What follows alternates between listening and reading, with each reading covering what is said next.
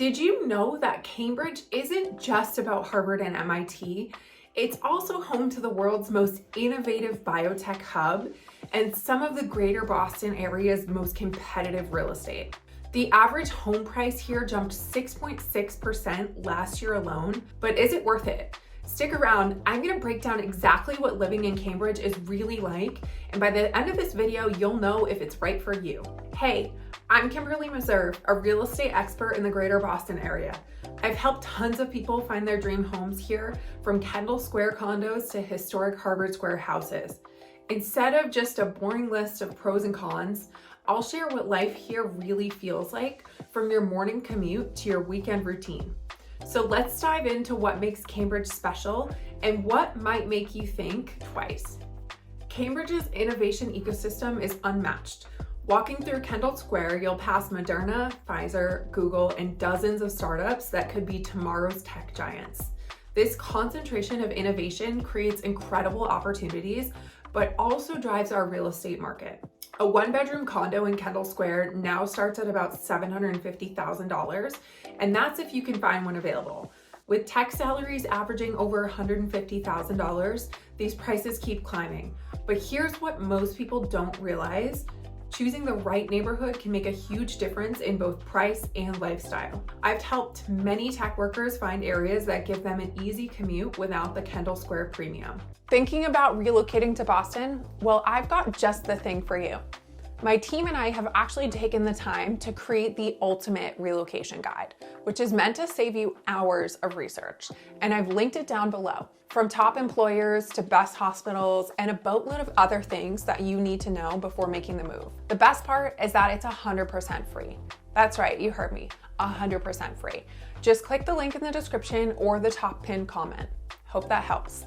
Let's walk through Cambridge's distinct squares, and I'll share what it's really like to live in each one. Harvard Square is exactly what you picture when you think of Cambridge.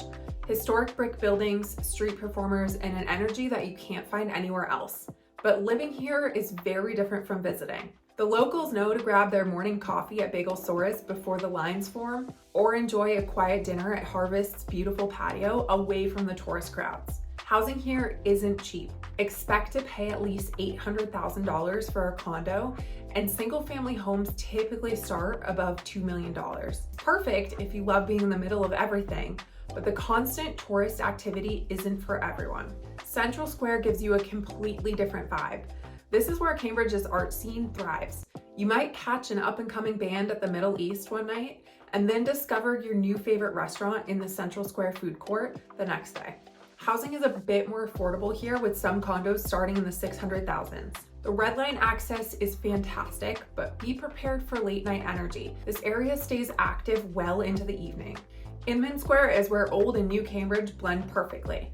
You'll find longtime residents getting breakfast at S&S restaurant, while tech workers grab lunch at Puritan & Co. The housing mix is just as diverse. You've got beautiful old Victorians next to modern condos. Prices typically range from $700,000 to over $1 million, but you can get a true neighborhood feel that's harder to find in some other areas. Porter Square might be Cambridge's best kept secret. While it doesn't have the name recognition of Harvard Square, it offers incredible convenience. The Porter Square Shopping Center handles all your daily needs, and the Porter Exchange Building houses some of the best Japanese restaurants you'll find anywhere. Housing values tend to be better here, with condos starting around $650,000. Plus, you're still just a few minutes from everything else that Cambridge offers. Let's talk about getting around Cambridge. Yes, we have the Red Line and extensive bus service, but here's what you really need to know.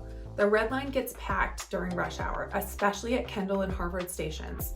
That's why so many people choose to bike. Cambridge has invested heavily in protected bike lanes throughout the city.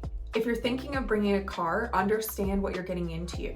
Most neighborhoods require resident permits, but that permit is basically a hunting license for parking spots. In the winter, it can get even trickier with snow emergencies and parking bans.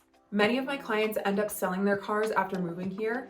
Between the MBTA, bikes, and walking, you might not need one. Living in Cambridge means immersing yourself in a unique cultural environment.